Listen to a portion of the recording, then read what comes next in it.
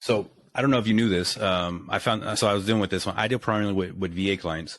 And so we had a army guy. He was getting out. He hadn't separated yet. So his date was not separated. So if you're a VA person, you use a VA home loan. If you don't have 10% or more disability by the VA, you have to pay a 2.3, and now changed to a 2.15 funding fee. Well, since he was able to separate and get his disability before we closed, we were able to get that funding fee to zero. Damn. So you can do those now. Yep. But you got to talk to lender. You talk to lender, say, hey, here's our situation. Talk to them. They said, okay, cool. We need these documents. And as soon as we got those documents, we get them. And I had to verify once we went to closing for our closing docs, and they said zero. So just, you can do that though, but it has to be that you have to have that 10% or more disability from the VA before you close. That's crazy. I mean, honestly, anything little helps, right? But I think in the long run, those are big gains, man. Those are big gains, things that you couldn't even dream of doing in the last couple years. You know, but what about so this ties into that. So what about insurance? Like, insurance for me has been insane. What it has to be the same on your end, but has that affected house buying at all for you? Yeah. So, I mean, one of my first things that I always tell my clients is if you're appraised, or let's say the bank says you're good for 250, I say, hey, let's start at 225. We got property tax, because property tax here in Texas is in the rear. So you're going to see it come up. Like we've been knowing appreciation has come up. They're slow. And so they're going to always hit you up and sit there and say, hey, here, taxes are going up and up, right? So taxes are going up.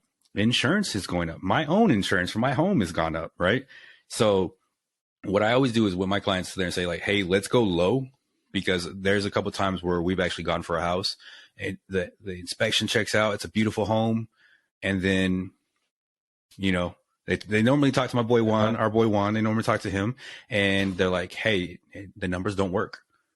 And we will try everything he can, because Juan will go through and we'll try everything we can. If they don't work, then you have to sit there and say, okay, we have to let them go. Because if you're not careful with your insurance, in 2 to 3 years, you'll be priced out of your home, because you just can't afford your insurance. You can't afford your property. And those are the two things that are always going to change. And so I think a lot of at least for first time home buyers or buyers in general, that's going to happen. Now we're seeing that investors, because you talk about that too, as well as what you've seen for insurance costs, right? Oh my gosh. Yeah. You know, it's so funny that one of my friends, I was looking on Facebook, he's a first time buyer, and he was like, you know, he's a really good friend of mine, but I seen his post, and he was like, oh my God, my insurance went up by $500. Is this correct? Because he's a first time owner. Yep. Yeah, it is.